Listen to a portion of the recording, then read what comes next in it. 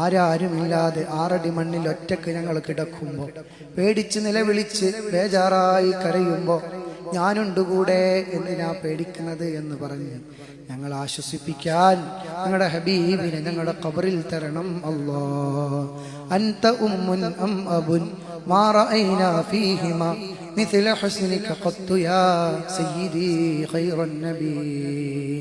ഉമ്മയിലും ഉപ്പയിലും കാണാത്ത സ്നേഹം അങ്ങ് ഞങ്ങൾക്ക് നൽകുന്നു എന്ന് ഞങ്ങൾ വരികൾ ചൊല്ലുമ്പോഴും പാടുമ്പോഴും ഉമ്മയും ഉപ്പയും തരുന്ന സ്നേഹമൊക്കെ ഹബീബ് ഞങ്ങളെ സ്നേഹിക്കുന്നുണ്ടോ എന്ന് ഈ ലോകത്ത് ഞങ്ങൾക്ക് ഞങ്ങളുടെ മൈൻഡ് വെച്ച് അനുഭവിക്കാൻ കഴിയാത്തത് കൊണ്ട് ഞങ്ങൾ പലപ്പോഴും പലതും ചിന്തിച്ചു പോകുന്നു. ഹബീബ് അത്രക്ക് ഞങ്ങളെ സ്നേഹിക്കുന്നുണ്ടോ എന്ന സംശയം പലപ്പോഴും വന്നു പോകുന്നു.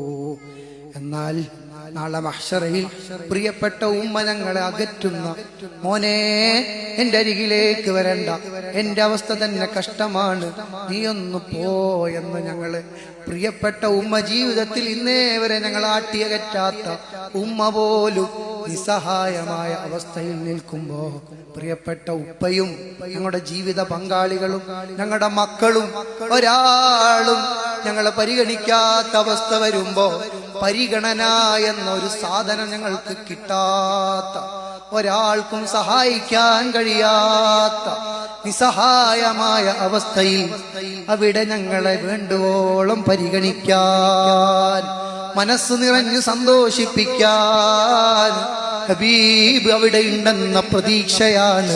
അൻത ഉമ്മുൻ അം അബുൻ മാ റഅയ്നാ ഫീഹിമാ മിസ്ല ഹുസ്നിക ഖത്തു യാ സയ്യിദി ഖൈറൻ നബി. അത് നാളെ അനുഭവിക്കാൻ ഞങ്ങൾക്ക് നീ തൗഫീഖ് തരണം അല്ലാഹ്. ഉമ്മയും ഉപ്പയും നൽകാത്ത വല്ലാത്ത സ്നേഹം ഹബീബിൽ നിന്ന് ലഭിക്കുന്നവരിൽ ഞങ്ങളെ നീ ഉൾപ്പെടുത്തണം അല്ലാഹ്.